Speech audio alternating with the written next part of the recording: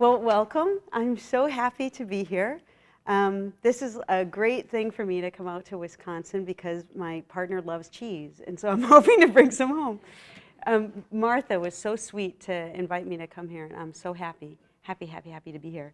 So we're going to talk about special needs and brain-based strategies for working with the inherent variability of humans. So who am I? I'm a mom. Those are my little children. This is my partner, Adam, and this is us. And this is my daughter, Devin, last Christmas when she was 17, being 17 in every way. We took 3 pictures, and she did not move. She's sitting like that for all of them. Let's see. I am a Montessori teacher. I'm 3 to 6 trained, but I've been working at the Zanetti Public Montessori School, mentoring the teachers there. And I've mentored not just at the Children's House level, but I've mentored all the way through all the elementary levels. I run Maitri Learning. If you have any archived materials, I started making cards for my classroom, and because I couldn't buy them the way they were supposed to be. I got a little carried away. I write an article for the Public School Montessorian. Who gets the Public School Montessorian? If you don't get it, it's free. Google it. They'll send it to you for free. There's a bunch of great stuff there. What else? I'm in graduate school. I go to Harvard. And this is what happens every year, right at finals week in December. A lot of the Harvard boys, they strip down and run across, to work off some steam during finals week. So don't be too impressed, okay? I just want you to know about that. Because I was at Harvard, I got involved with this program called Neuroscience in the Classroom. And this is a free online course, if you're interested. Free. Write down this URL. Okay, this is your first job. And you can visit it. If anything that happens comes up today is interesting, or if you feel like you want more than what comes up today, write this down. And you can check it out. It's free. And you'll see 2 of the Montessori classrooms where I mentor in Springfield, Massachusetts, will be featured in there. All right, I am going to be in your way for the whole talk. Do you guys want to? I can't move this because we have a cord problem. Are you sure? Okay. All right, so anyway, this is very cool. I'll just take 1 second to tell you about this because this is a program put together by Harvard, by the Annenberg Foundation. The Annenberg Foundation is in the process of, it's a philanthropic organization. Anybody heard of Annenberg? Anybody? Martha! Okay. They want to put a whole undergraduate education online for free.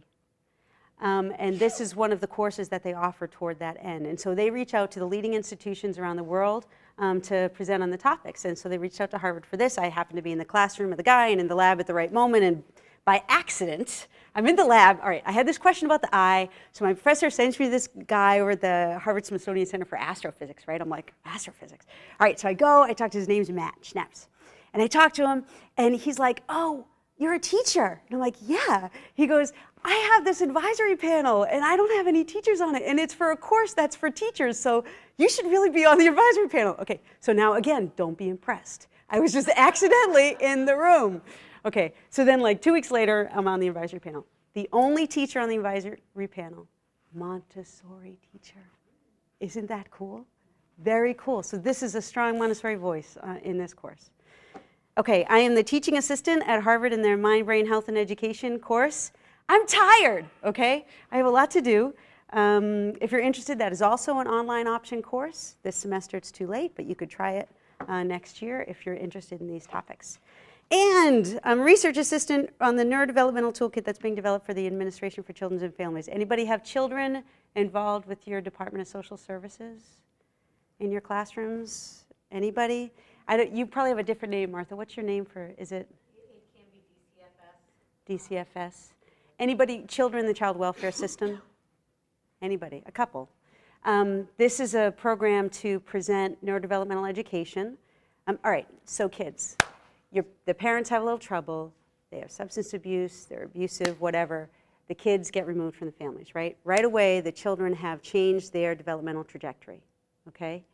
But most of the attention, if not all of the attention, is on the family, the parents, trying to get the parents to, get it together. And the child is just safety and security, which is very important, but not enough. Now, the Administration for Children and Families at the federal level is changing their initiative to extend beyond safety and security to also look at well-being, social and emotional well-being. And so, I know, is that like, yay?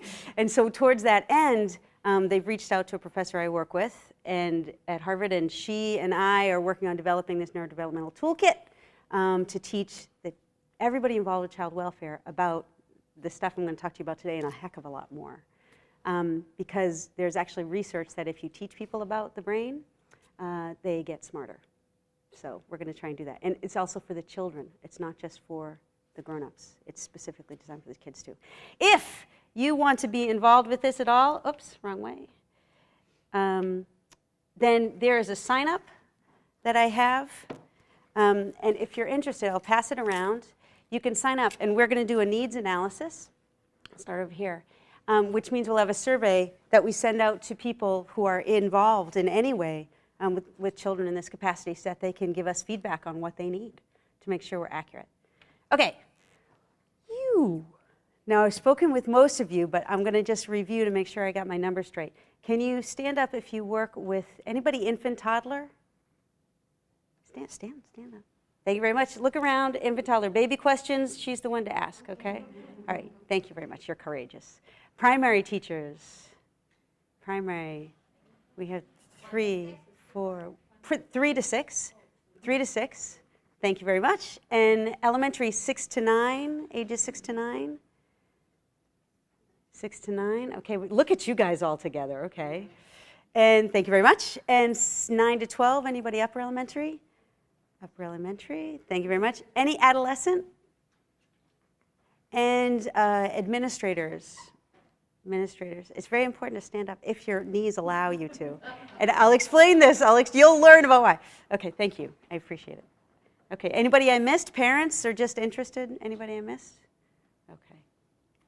So, wait.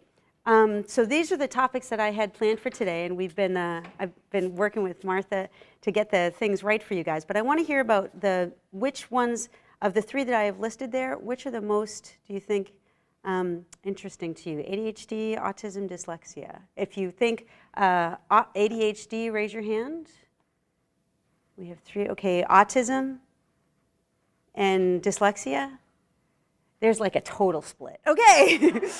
Is there anything I missed that you think should be up there? Something that's really... Okay, you guys are compliant. All right, I think I'm on target. All right, so first, a little bit about human learning. So the brain is not fully formed at birth. You guys knew this, right? The brain is smaller in babies than it is in grown-ups. What changes mostly is the number of connections in the brain, all right? And you can see here in the little 2-week-old brain, it's mostly gray. Gray matter is the neurons, okay? You see how there's more white stuff 1 year and a lot more white stuff at 2 years? The white stuff is the myelin that forms around the connections. They call it white matter.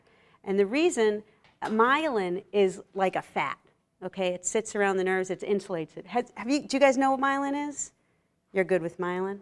Okay. And so the thing about myelin is that it makes things, there's 2 things about myelin. First of all, it makes things move faster. So when you're myelinated, your transmission doesn't jump off, right? So like if you have a wire that has the insulation off of it, right? That electrical current can go anywhere. Same thing in the brain. When you've got part of a neuron that doesn't have the myelin around it, it can jump. So it's not very efficient at carrying information. Does that make sense to everybody? It kind of just spews out everywhere. It doesn't necessarily go where it's intended to go. The myelin helps keep it on the right track. All right, pruning. Have you guys heard of pruning? You've heard of some pruning. This will be easy then. So here's your 1-month-old brain, your 6-year-old brain. Here are these little round spots and don't worry, this is really going to get to special needs. Don't worry. These little round spots are the cell bodies or the nuclei, okay? And these long skinny lines are the connections. Everybody good with that? All right, so here, these are 2 different areas of the 1-year-old brain.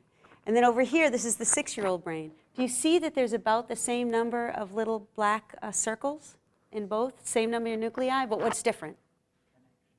Connections. So we're not just getting myelin around existing connections, we're actually creating connections, okay? So here's what it looks like at birth, at age 7. See how crowded it is? See how crowded it is? So think about this from the perspective of a child, a young child, and it's crowded like that at 2 and 3 too. It's crowded, not as much as that. So you ask the child a question, right? You do this. What's your name? And they look at you. Right? And what do the parents say? Tell them your name, right?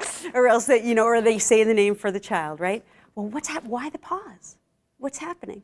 It's because they have to go from like up there, right, to down here, okay? And it's like an overgrown forest, right? They can like hack their way through. How am I going to get there, right? It takes forever, okay? As we get older, though, the more we go and make that path, the clearer it gets, the better it gets, the faster we can travel down it. So as we get older, we actually prune away the connections that we don't use. So that makes the traveling more like a superhighway. It's not all overgrown with stuff around it. Does that make sense to people? Okay. So just a further illustration of that, so here at age 11, when we work on language, we need to use all these parts of the brain where those little lights are, okay? But when we get to be older, we don't need as many parts to do as much as we did there or more, because we specialize it. We prune away what we don't need and really consolidate and specialize. Are you still with me? Yes. Excellent. Please stop me, okay? Okay, so what is it that creates our neural patterns? It's experience, right? So it's what we do. So we're not born with our brain the way it's going to stay. We totally develop it based on experience. So if you're hacking this path through the forest all the time, right, that path's going to be strong. If you're hacking the path to do this all the time, that path is going to be really strong, right? If you're hacking the path to be gracious to people all the time, you're going to be really good at that, really strong with that, right? Whatever you do again and again and again, you get good at and you get strong neural architecture for. So, pop quiz. What creates your neural patterns? There you go. Very good. So what did Montessori say? The mind is made by the work of the hands. Okay. Montessori had an MRI machine in her head. Okay. Everything that she said is totally backed up by the scientific data. Totally. All right. So what does this mean? Just for a minute, what do you think, now that you've heard this, any ideas about what this knowledge actually means to you when you're working with children, or with adults for that matter? Okay, so here are some ideas that I had, and I think you guys got to most of these. So more wait time, right? Engage the children in lots of modes of activity, tons of precise lessons, because they're going to repeat exactly the way we do it. If we're loosey-goosey, they're loosey-goosey, right? If we do it one way with him and another way with her, and then the next time we go back and we do it wrong again, or different, that's hard for them, especially the special needs children. We'll talk more about that. And prepare them to do everything. Okay, lunch. Are you guys in cafeterias or in your rooms? If you're in cafeterias, raise your hand. If you're in your room, raise your hand. So we have some of each. Okay, cafeteria. Do you have any voice in what happens in the cafeteria, or is this all just like, in my school, I tried to have a voice, and I just never had a voice. It's terrible. Anybody, not a lot of voice? Yes, a voice? Hello? No voice. Okay, in your rooms, do you have voice in how the culture, what happens in your rooms? Very good. We want to teach them to succeed in every situation, so we need to give them lessons on the times when they have the most difficulty. That's transition times. Right? We all know that with the children who need extra help. It's always a transition times.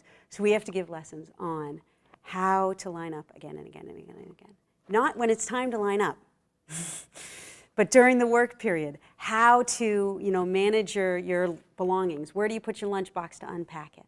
Where do you put your containers, right? Do you eat out of your containers? Do you put it on a plate? Where do you put your containers when you're done? Where do you put your food when you're done? All of these steps we give lessons on. And when do we do it? At lunchtime?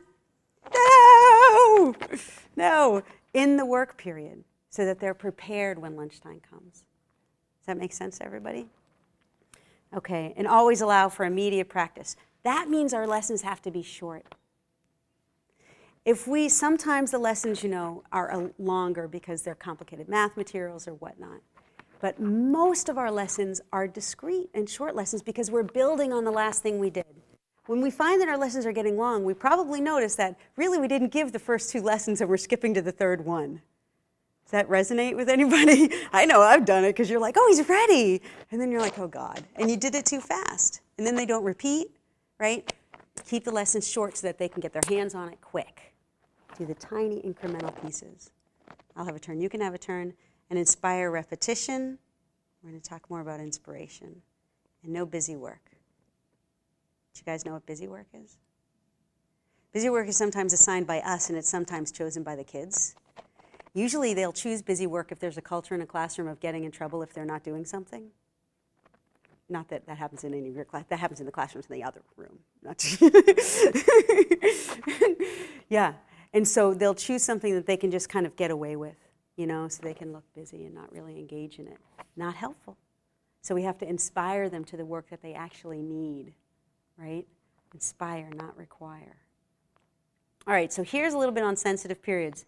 So Montessori was like so ahead of her time. They're still trying to figure this out in the cognitive neuroscience world, right? This is the particular work, my professor I work with is Stephanie Peabody. She works with Jack Shonkoff over at the Center for the Developing Child. And they worked for years on coming together with this. And I'm like, yeah. Montessori, did you pick up a Montessori book? You could have had a little insight. So this is what they're looking at. And I want you to pay particular attention to emotional control. So when do the children develop that? Way sooner than we think. And so what does that mean for everybody in this room except you? We're doing remedial work when it comes to emotion and emotional control. We're doing remedial work because their foundation, their sensitive period for it has happened and gone, right? So when we do remedial, it's different from when we start with the natural, the true nature of the child. Does that make sense, everybody, when I say that? When you do remedial versus when it just happens naturally because it's the normal developmental? I see a lot of hitching. Good. Okay. So here, executive function. Everybody knows about executive function? Yes, yes, yes? Do you want me to explain executive? I'll explain executive function. Okay, so executive function, things that help us plan, make decisions, right? Organize our time, decide if something's a good thing or a bad thing to do, right? These are all the things that really matter, particularly when kids are in high school. We want them to have their executive functions in place so that they don't make really bad decisions that could be disastrous. I have an 18-year-old daughter. Okay, so, but look at this. Look at this. Look at where most of it happens. The development of executive function, right? So if you're working with kids older than that, what are you doing? Remedial work. And if you're working with the Children's House, this is critical. This is one of your most important jobs is to support the development of executive function, right? And what does that mean? But you see, it's not, but don't be depressed. Don't be depressed, because it's still going on, and there's this thing in the brain called plasticity. Everybody's heard of plasticity, right? I have a great example of this at the end. But our brains totally change right now. We're changing the architecture of our brain. Our genes turn on and off all the time. It's not like we're born with our genetic code and it's just going to happen the way it's going to happen. Oh, no. You can totally have great influence over how your genes unfold. Right? That's why people say things like exercise are so important. It's not just because, yeah, you're fit, it'll help your heart. It changes at a biomolecular level how your genes are expressed. So when you're aging, it has a huge impact on how you age because of this. Is that crazy? Does it make you want to go for a walk? Go for a walk. Okay. So brains are like faces. They're not all the same, right? We see these pictures. I've shown you all these pictures of the brain. And they're like, oh yeah, they always look the same. This is here. But then if you really start to look, you see, wait a minute, that line's in a different place. That that groove is in a different place. That bulge is in a different place. That's a little bigger. That's a little smaller. Everybody's brain is different. Why is it different? Genetics and experiences. That's right. It's not just genetics. It's not just experience. We have genetics, right? But right in the womb, we have environment. So right away, we have this little code, boom, egg, sperm, genetics start. And at the same moment, environment starts. If there's no folic acid, genetics are changed. right? You get spina bifida. So genetics and environment, they can never be separated. And there's not one that's stronger than the other, right?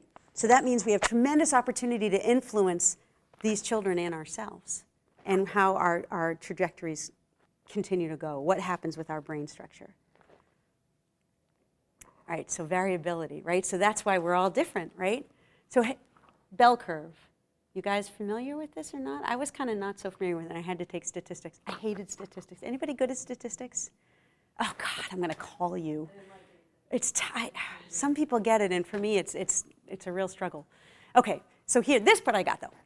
So here you go. There's our little bell curve. And the thing is, when you take, this is of IQ, but in many, many different conditions, a bell curve applies. So if you give a certain evaluation assessment test to a group of people, a randomly selected population of people, you will find in many, many different situations, they all kind of fall like this. Some of them, you'll have this tiny little percentage that's up here, right, doing this incredible functionality. You know, a little less that's here, then a good amount that's here, and most everybody's right here, right? Most everybody's right there. And then you have a little bit, little here, little here, little here. So in our classrooms, we go wacky when we get somebody here. But it's just on the curve, right? It's normal. It's normal. Sometimes you get like every, freaky 10 years, you get like only kids over here. And you're like, oh my God, the kids are going crazy, right? And then some years you get them all down here and you're like, I can't get anything done. It's okay, right? It's just normal. There's always variability. A big issue with medication, ADHD and whatnot, is that this group of people really can benefit from it and needs it. But this group of people is getting it. You know what I'm saying? So it's very valuable for some cases, very valuable. And for many others, it is not. And it actually causes some challenges long term. Okay. Any questions on the bell curve on this variability? So this is for IQ. 100 is an average normal IQ. So when, who's a parent? Most parents. Okay. So if you ever get any assessment done of your child and you get a score that's under 100 or at 100 or near 100, you're like, oh God. But that's like normal. We have these problems with it, right? We don't want normal. What's wrong with normal? Okay. So interest drives activity, right? The reason why we're different in so many of these ways is, like you said, it's different experiences. Well, why do we get different experiences? A lot of it is because we have different interests. That's what pulls us to things, You try, my daughter, when I had my daughter, I wanted her to play with cars, right? I liked Hot Wheels when I was a kid, and so I wanted her to like Hot Wheels. Like, I had my Hot Wheels, and then I got some new Hot Wheels. I got the tracks. She couldn't care less about Hot Wheels. She's all about fashion from the start. She just wanted to be in shows, and dress up her dolls and all of that, right? And I kept, that's just who she is. My son, he's like me. He likes Hot Wheels. I'm very excited. So people just have different interests, right? We can't control that. You try to encourage and inspire, but we are who we are. Well, let me tell you about mirror neurons. Who's heard of mirror neurons? Oh, they're so cool. They're so cool. Okay, so look, these are two different kids. Okay, they look like they're twins in a mirror or something, right? But they're not. Two different kids. And what are they doing? Copying, right? Copying each other. And this is a normal thing for people to do. We see it all the time. But what's really cool is that we have special neurons in our brain programmed to copy. Programmed to copy. All right, so let me tell you a little bit more about this. So this scientist, right, he's got his little monkey, and he's got a little EEG cap on. You know what those are like? They're like a shower cap. They put them on the outside of their head. And the monkey's got the EEG cap on, right? And so they're doing some experiments. He's getting no results. He's like, he's bored. So he takes a break, and the researcher, he has a peanut, right? So he's eating the peanut, right? And the monkey wants the peanut, okay? And the researcher does not want to share. So what does he do? He sticks his tongue out at the monkey, right? This is what you do when you're, a great neuroscientific researcher, right? Bored peanuts, stick out your tongue at animals. And so this is what he does. He sticks his tongue. And then what does the monkey do? The monkey sticks out his tongue back. And when they looked at the data, they saw that here, when the researcher stuck out his tongue, a certain area of the monkey's brain got active. And here, when the monkey stuck out his tongue, the same area of the brain got active. So what does this mean? What does this mean? That they have to see something? I mean, that they learn by observing, or what? Yeah, they learn by observing. That's one of the parts, is that we learn especially when we're in this period where we're creating connections like crazy, this early developmental period, right? Just by watching, just by witnessing, we develop a bias to use certain neurons, certain pathways, okay? But it's not unless we do it that we strengthen the pathways. Okay, so these are some of the things that I came up with. So model gracious behavior, be precise in our presentations, give tons of precise lessons, allow for immediate practice, inspire repetition, no busy work. You have to love all of it. You have to love it. So, think of the work, not that you have one, in your classroom that you don't like to do. I know you love everything in your classroom. But think of it. For me, it was the tens boards. Okay? I hated the tens boards. Hated it, right? And I had to do it. So you know what I did? I fell in love with the tens boards. Every time I walked by, I would just go, oh, I can't wait to use these tens boards. And I would just walk by. Just give a little love, and then walk by later, and I'd be like, did you see those? And just, walk away like that. Same with the red rods. I had to do that with the red rods, too. But the kids thought it was my favorite. I did that with students. If you have a student who's impossible, I only had one student that I hated this student. It's true. I saw this child, I thought he was ugly. He was cruel. He was mean. I couldn't believe that I felt that way about a student, and I did. And so I did what my trainers were wise enough to teach me to do. Make him your best friend. Keep him. He would cut people. He would hurt people. He was awful. So I always kept him close to me. I was like, saved room for Kevin. You can come right here, Kevin. You sit right down with me, right? So one day I heard the children say, Kevin's her favorite. And I'm like, wow, how did that happen? Mirror neurons, right? Modeling the right behavior so these kids don't get ostracized. Okay. So now I want to talk about some of the specific areas, okay? Do you guys know Sylvia Dubovoy? Oh my Lord, if you get a chance to hear her speak, hear her speak. Nature creates differences. Society interprets them as disabilities. Is that the truth or what? And here she is. I liked her so much I made her come speak. She was here on Monday. She came to Harvard on Monday and gave a guest talk in our class. It was awesome. It was awesome. All right. So, ADHD. The question is it a neurodevelopmental disorder? It's not clear. There is inattention, hyperactivity, impulsivity. About 3 to 5% of kids have it. There are neurological findings, right? That there's a delayed refinement and pruning of certain brain areas in the front of the executive functions, okay? There's some delayed default mode network development. I'll talk about that. And there's early development of motor areas. So your motor areas develop before your executive function areas, okay? Smaller cerebellum, that's important for coordinating movement and sequencing activities. And there's disrupted connectivity. So things like, who was saying it earlier, that you want to do the right activity so you connect the right areas? I think you were saying that. They have disruptions there, okay? The question is, what came first, right? We don't know for sure, okay? We're not sure which way it happens with ADHD. With autism, with dyslexia, it's more genetic comes first, right? But with ADHD, it's not so clear. Okay, so here we are with executive function, right? We're talking about this age when we want the children to be working on it. And what are the ways that they're going to develop executive function? How are they going to learn how to make decisions on their own? Give them opportunity to make decisions. Wow, right? How are they going to learn how to plan? This is especially important for elementary. They're going to plan.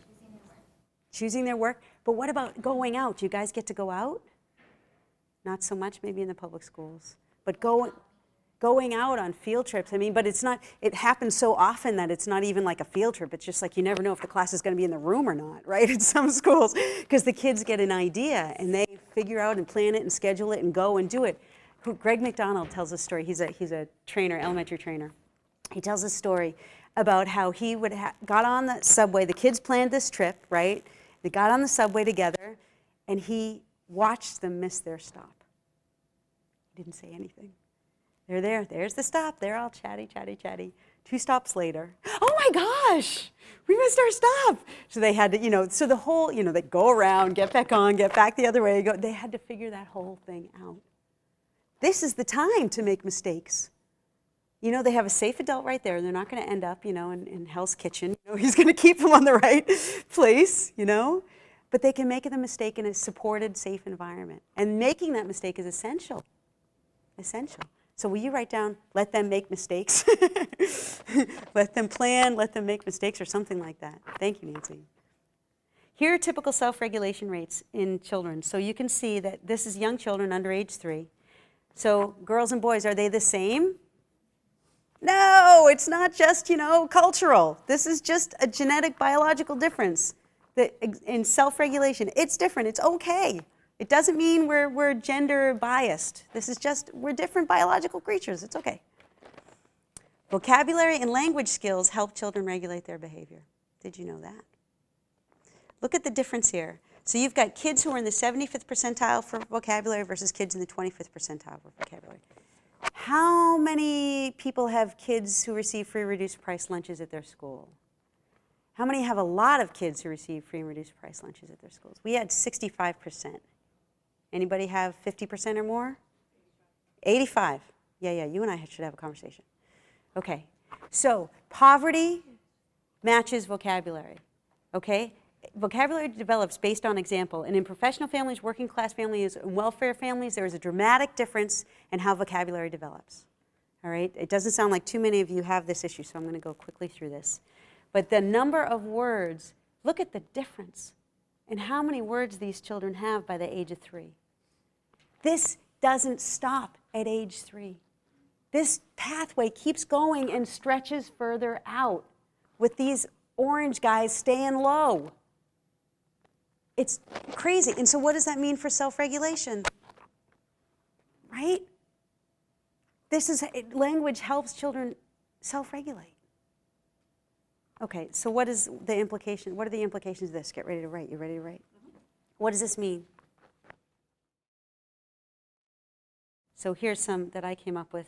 Okay, so freedom to choose, vocabulary lessons, lesson on choosing work. Okay, so we want them to choose, right? And how do we get them to choose? All right, choose some work. Well, you need to choose some work. Well, go find something to do. Is this very effective? Have you ever heard yourself saying these things? And you've ever seen maybe it doesn't really work, right? Okay, so let me give you a couple ideas. All right, so here's one for the younger, now younger doesn't mean chronological. Are you with me on that? Okay, for the one who doesn't have their executive functions developed well yet, okay, is not on a strong trajectory. Okay, so but you want to be the child for me? You can just sit there, it's okay. I could just say, oh, hi, how you doing? Doing all right. Oh, look at that. Oh, wow, that's beautiful. Were you going to write something with that? Maybe. I like to write. Joe's doing writing over there. Did you see what he's doing? Come here. Show him. So do I ask her to get some work? No. Do I tell her what to do? No. Do I give her some ideas? Try to connect her with a peer? Yeah. For younger kids, you just go like this. You go, oh. Wow, this is beautiful. Have you seen that yet? Look, oh my, I can't even believe you. This, love it. Love it. I'm just going to tidy up over here.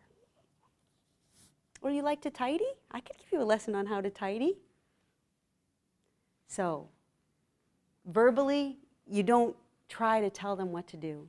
You just start pointing out things that are interesting, right? And you can point them out verbally, or you can just point them out by touching them, A lot of times, this happened just Tuesday, Wednesday. I'm in the classroom, and these little kids, oh, bless their heart, they were just running all over the place, right? These 2 little boys, a 3-year-old and a 4-year-old boy. And they're just running all over the place. And so I'm like, oh. So here, I don't even tell them. I don't say anything. I don't try to address the running all over the place. I just go, oh. And they look at me. And I go, and I come down to the shelf and I'm like, wow, it's so heavy. And there was a little opening closing work there that had a heavy kind of metal person in it. And so I just, oh, it's so heavy, wow. And then I put it down, and then I kind of got up. And then, you know, they didn't want me to be involved. So they didn't come right away. And then I just went to the next work and started, oh, wow, this is here. And as soon as I left this work, that kid went for it, like boom. And then the other kid went for the next work. And they worked, and because there were individual tables and not group tables, they focused on their work. Do you guys have a lot of individual tables in your room, or do you have mostly group tables? Depends on the age level. It does depend. You need both at elementary. In 3 to 6, you don't really need group tables. It's mostly individual work because they haven't developed their executive functions yet.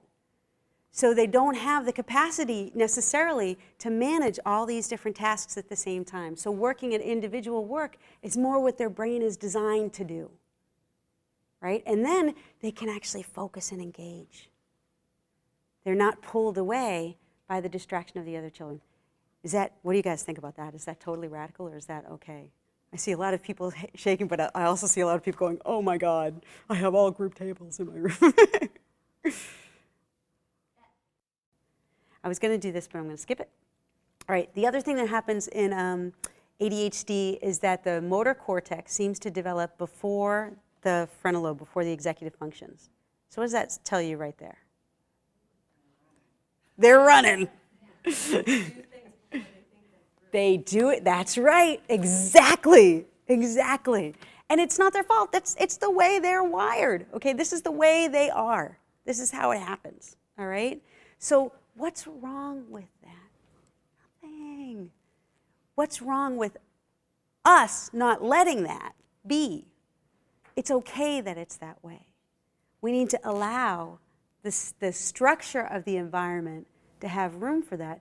You can't be interrupting other people's work, right? You can't be getting involved in things you shouldn't be. You have to respect the protocol, the rules of the classroom, right, of the environment. But within that, you can have room for all of this other stuff. What does this make you think of? This is the sensitive period for movement that they're in. It's a long period. It's a long period. So they need to be moving. Sometimes we get into elementary and we're sitting a lot more. That's not what they're designed to do. You know, they still need to be on the floor. They still need to be moving around. That's why going out is so important in elementary, part of it. This is really key. Sequencing. So in the smaller cerebellum is seen in kids with ADHD. Okay, the cerebellum is this little part here. It's right down here, a little part there. It's called the little brain. And it's involved mostly with coordination and sequencing of movement, and has some involvement in emotion, cognition, and attention, all right? People tend to ignore this little guy in the back, but he's pretty important. The thing that's really important is that a lot of kids with ADHD have difficulty sequencing, right? It's organizing and putting things in order that's really hard for them. They can't quite get that straight. You know, every day you have the same routine. We hang up our backpack, we hang up your coat, you know, coat before mittens, right? You have this whole thing. Every day you teach it, and every day they can't do it, right? Or like one day they can, and then 5 days they can, and right? Is this familiar to you guys, right? This is why. It's because there's issues in the cerebellum with sequencing. So what do? How do we help? How do we help? I will pass these around for you to see, and I haven't told you this yet, but the reason I know a lot about this, I'll start here, is that my son, who I adopted at age 1, has ADHD, autism, and dyslexia. Woo! The trifecta! He's got everything. So I have, that's why I went back to graduate school, to try and figure stuff out. And one of the strategies that I learned about were these visual organizers. That's what they're called. And they just step by step, the things that the children have to do every day, you take a picture of them doing it. Now, children can't always switch contexts. So if you take like a picture of Johnny one year doing all the steps, it might not work for David the next year. David might need a picture of David doing all the steps. Fortunately, with digital cameras, you can enlist the help of a parent maybe, or an administrator, Just what are the steps, right, to get everything in order, and then have a little reference that they can look to, okay? Just from my own personal experience, I started making these for everything because it's such a huge difference. It's not bedtime. It's like I don't have to go, did you smile? Oh, yeah, I love your smile. You know, there's either not brushed, you know. I don't have to do that because he can go through the book and get everything done. It's made a huge, huge difference. So I just say, oh, did you do the book? And so that's his job, is to do the book. And then he can be independent. He can be independent until he learns how to sequence. Hopefully he'll get there. Maybe he won't, but this helps dramatically.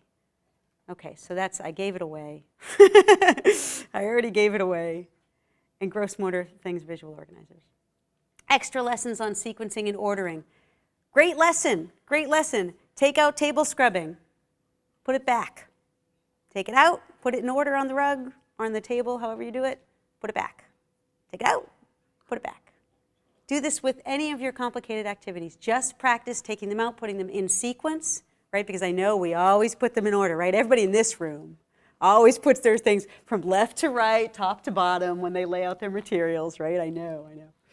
So yeah, so just practice doing that. Great lesson. Okay, default mode network. I'm running out of time, and I definitely want to get through to dyslexia. So I'm going to give you this quickly. Anybody heard of the default mode network? It's wicked juicy. I love it, but I think I'm going to give you a really light treatment of it right now so we can get through some other stuff.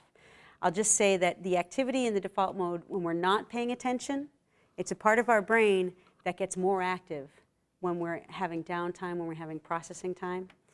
So the researchers, they had this little rat, right? And he's in the little maze, right? And he's got the little EEG on his head.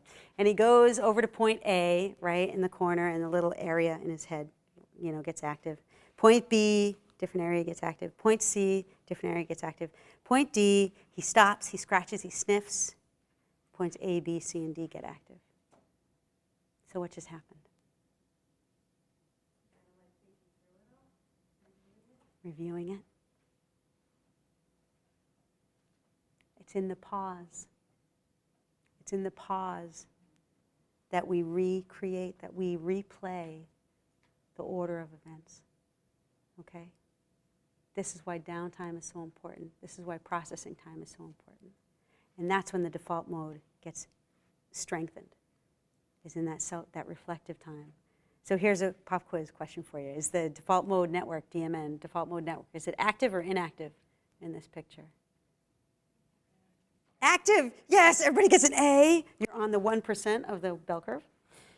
And let's see, that's correct. There you go. How about this one? On task, active or inactive? Inactive, because you're focused on an external task. That's right.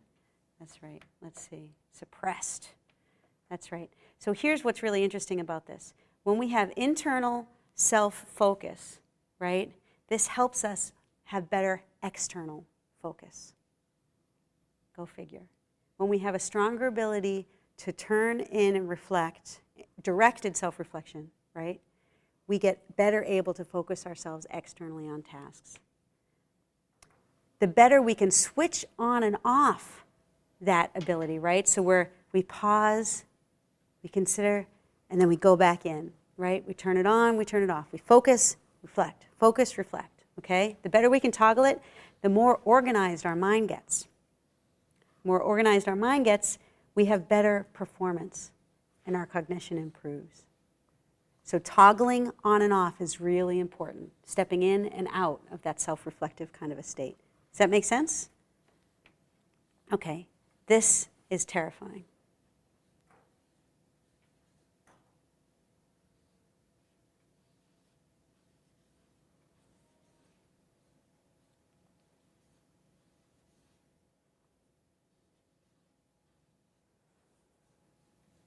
So this one system is involved all over the place. Now, what do you think about our culture? The reason why I find it terrifying is because in our culture, do we promote internal self-reflection? Do we promote processing time? Do we promote downtime? We are on task. We are on task, America. you know? And what is our rate of these different conditions? I think this goes back to what you were asking earlier. So is it cultural? Has there been a change? What do you think? I don't think the evidence is in, but you can make some guesses. I'll just say in ADHD, I'm going to keep going on. In ADHD, the connectivity is different. So you want long-range connections. You want to get from the back to the front and the back to the front, long range, okay? All the way from this side, all the way to that side. Okay, and the default mode network, so ADHD and TDC stands for typically developing children. Okay, so not normal, right? Typical is a much better word, I think. So here you can see, so blue means less and yellow means more, right? So in kids with ADHD, they have more short range in this top graph. See how there's more yellow, right? And then they have some less short range. But look at the long range. They're less. All of their long range connections are less. This is problematic. This is why they don't have their executive function developed. It's this short stuff. And the other thing is that this is, wait a minute. This is, they found that in adolescents who are juvenile delinquents, very impulsive, they have a lot of impulsivity, they have delayed development of their default mode network. They have short connections in the default mode network. Impulsivity, short connections, juvenile delinquency. Again, correlation, not causation, right? They're intertwined. So what can we do? Task practice. Do we do task practice in Montessori?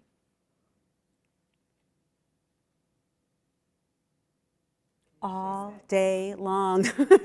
All day long we do task practice. We use multiple senses that we're encountered, right? We're using depth to move things around. We're up, we're down, we're moving, we're doing, it's all task, but we're repeating things, practicing tasks to get better at them. We do task practice. Effortful internal focus. Silence.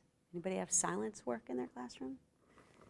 Helps the default mode. Silence, very good. Silence practice, very good. Strengthen the default mode.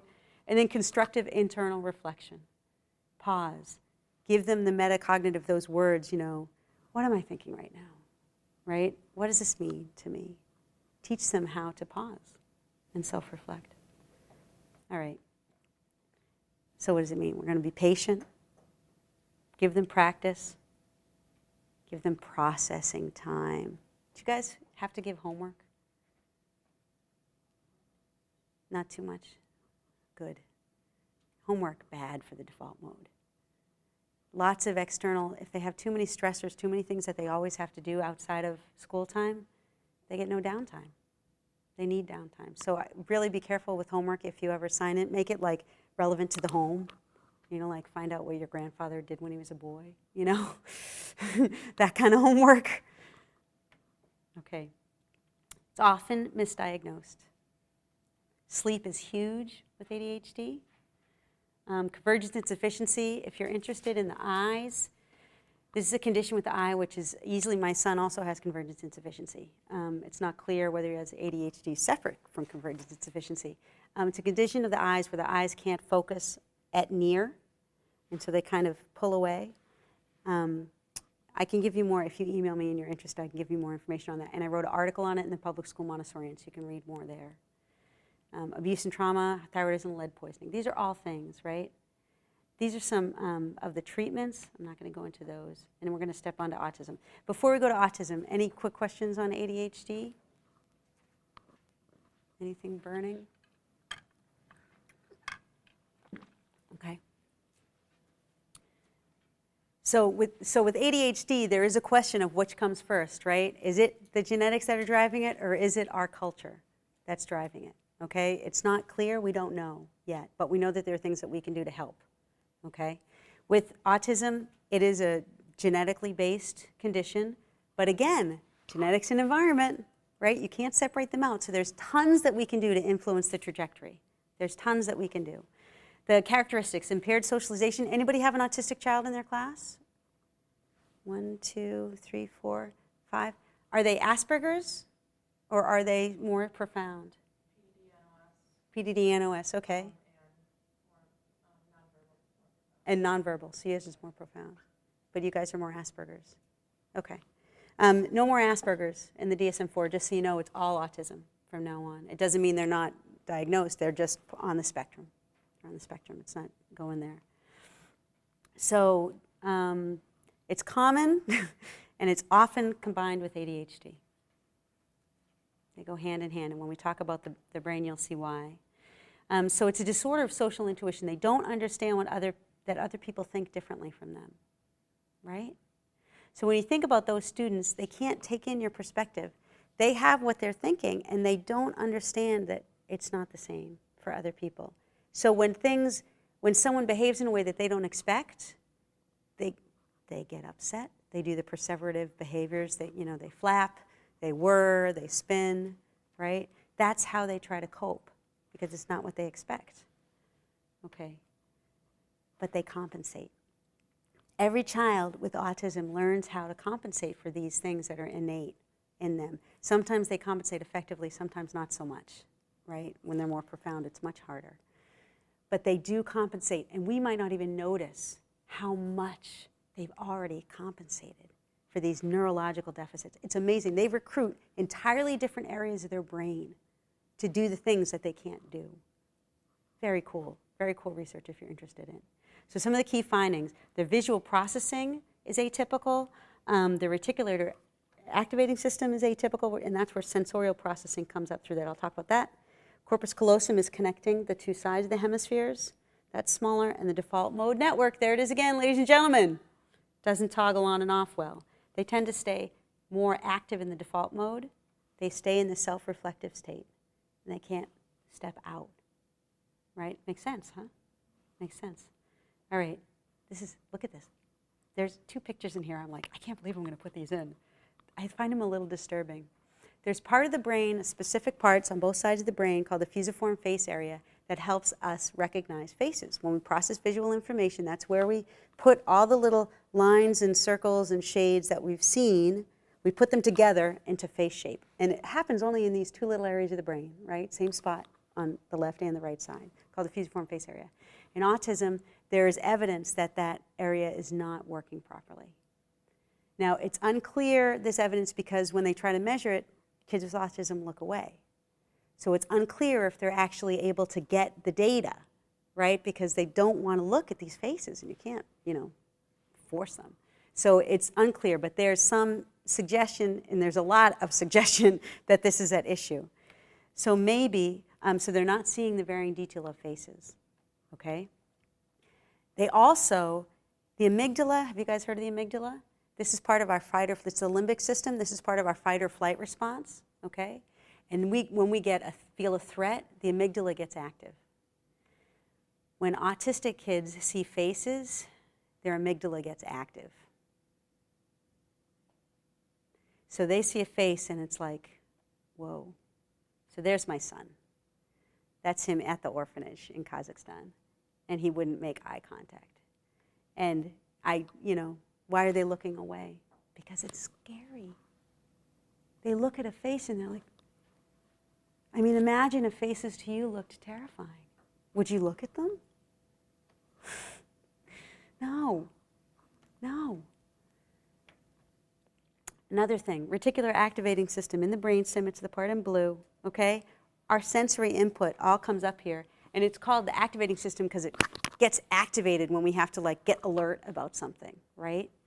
Startle. When you startle, it's your reticular activating system. There's abnormalities in the reticular activating system of autistic kids, and the sensory input is all coming through there.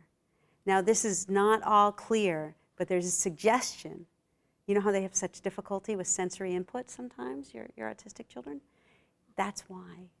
Because it's going through and it's saying, alarm, alarm, something's wrong, and it's just the fan on the projector. But to them, it goes, be afraid, get prepared. And so then they start to do their coping strategies, right? They're flapping, they're twirling, they're yelling, they're banging, whatever it is they do, because they're trying to protect themselves. Okay. A lot of implications for all this data, huh? So first of all, you want to, whenever you can, give them language to help them to work with the face. See if you can help them work with the face because they're compensating. Their fusiform face area may not work, but they can build a bridge around it. They can. Their brains are plastic. They can do this. So you encourage, you inspire, you do not force. It's terrifying for them, right? But you try to find ways that they can approach this type of information. Very gentle and variable. You'll have to be really, that's why we're scientific observers. You can look at your children and see, right? Don't require eye contact. Acknowledge the difficulty and offer compassion. All right, we're going to do a lesson on this. Manage the perceptual environment, calm visual field. Public schools, we have all these mandates. You got to have word walls. You got to have, your charts on the walls, right? And I'm like, no charts. No, get it off the walls. Calm visual field. Very low. All the work is low. Keep it on the low shelves. Very calm up high. A couple plants. Few pieces of art with lots of white space in between. Very calm. Same with the lights. If you have any control over the lighting, the fluorescent lights flicker. It can be challenging. Auditory field, just every time you do anything, go, I'm going to see if I can do it without making any noise. All day long. When you do something, just go. Just constantly. The whole classroom will start to do it, mirror neurons. Right? Just do it. We have to train ourselves. Controlled movement predictability. These are very hard for me. I move very fast. This is my personal challenge. Here's a grace and courtesy lesson, how to offer compassion. Let's pretend sweet Nancy here is upset, okay? So here, I'll have a turn. This is just how you give the lesson out. I want to give you a lesson on how to offer compassion. Let's pretend that you're really upset, okay? And I'll have a turn showing you what I can do to offer you compassion, and then you can have a turn. I'll pretend I'm upset. Okay, you ready? Okay, pretend you're upset. Oh, Nancy, I'm so sorry. I hope you feel better. Okay, ready? Now I'll pretend I'm upset, and you can have a turn. That's it. What do you think? You could do it 10 other better ways than that. Think about how you want to do it. But make it short, very short, and practice it. So that the grace and courtesy lessons are huge, but it's not, Nancy may not be the autistic child. Nancy is all the other children in the classroom because they need to offer compassion to the autistic child. And it's the other children in the classroom who are going to teach the autistic child how to offer compassion because they're all going to teach him by doing it the same way. So it's the other children. It's the other children. Did I have that? No, that's later. Okay. Smaller corpus callosum, their connectivity is not so great, right? I'm going to skip that. What does that mean? We have to encourage all the bilateral work, okay? And allow processing time. We already know about the processing time, right? Extreme sensitivity to order, always lining things up. My son would do this with blocks and cars and everything, just crazy, crazy order. I didn't see the order. He had all kinds of internal order that I didn't get. They feel threatened when things are out of order. They have difficulty planning and organizing. And they have a deep interest in objects. Now, why might objects be more appealing to them than people? No faces. Right? Animals don't go quite in the same face area. It's a little different for animals. Right? So why do you think so many autistic children are great with animals? What do you think? They want that. They want that interaction, but they can't quite get the human face. Okay. I'm not going to go into the default mode. It doesn't turn off. I mentioned that before. They stay in the self-reflective state. Okay, so we did that, and I'm just going to say implications.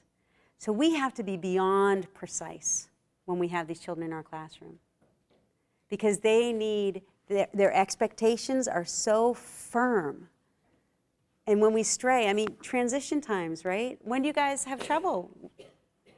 Right? When expectations, if you don't have procedures that are really ingrained, things get a little chaotic, and then that's when they need the support. If you ever are going to get like a paraprofessional that's assigned to the kid or anything, just get them assigned during transition times. Let them be in the classroom for the work time and don't worry about it. Have them go cut labels or something. But that's when the children need the extra support, because that's when everything changes. That's when the lack of predictability comes in. Unless you do all that grace and courtesy on the transitions so that all of the children can follow the routines. And when do you do that? Do you do that when you're lining up? No, you do it in the morning, right? During the work period, right? You practice, take little groups out. Extreme grace and courtesy, right? Don't you like? I like that. Extreme grace and courtesy. I like that. Everything. Every possible thing. And again, it's not just to the child with autism that you're giving these lessons. This is for the class because it's the other children that are going to support them, right? Okay. Required peer interaction. And this is where all that other grace and courtesy really comes into play. So you have a spend the day with John. John's your autistic child. And every child in the classroom gets to spend a day with John. And they get to say, play, and stay. Say, play, stay with John, right? So they spend the day. They're with him. They're the buddy. They're the buddy. My daughter actually did this at her school, and it was really beneficial for her to work with this girl that she worked with. They took longer periods of time and did like a month helping her through the halls and stuff. It was great. Visual organizers, one-on-one support for transitions. Okay. How to have a conversation. Did you guys give lessons on how to have a conversation? What time are we at? We don't have time. We didn't get to dyslexia. It's 2:42. We have 3 minutes. Oh, I talk too much. This is normal. Do you see that? Every child goes through a stage where they write backwards. That is not dyslexia, okay? We change our brains because we learn to read.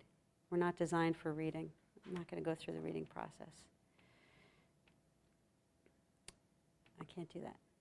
Phonics, we're linking hearing and seeing with phonics, right? I can't do that.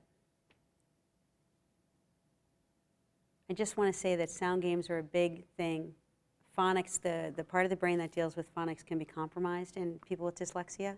So it's really important to do memorizing, rhymes, and faster and faster. There once was a man named Michael Finnegan. He had whiskers on his chin. The wind blew him off, and they grew back in again. Poor old Michael Finnegan. There once was a man named Michael Finnegan. He had whiskers on his chin. Right? Faster, faster, faster, faster. That actual process of faster, faster, faster, and making the sounds and connecting the sounds, hugely important for training the brain in dyslexia. Who knew? Okay. We have 2 minutes. I can't do this. I have to let it go. Movement. I'm just going to tell you there's a great study about cab drivers in London. Their hippocampus gets bigger because they have to learn locations. If you add location in to memorization, it can dramatically help kids with dyslexia. I need to wrap up. I just want to say that all of these things, I have to do this. People with dyslexia, there's an inordinate number of people with dyslexia who have won Nobel Prizes in the sciences. They have a challenge in one area, but they have a gift in another. This is the case with most of our children with special needs. They use their brain differently, and they use different parts of their brain than we use because they can't use the parts that we use. So they access it differently. This gives them extraordinary potential and capacities in different areas, right?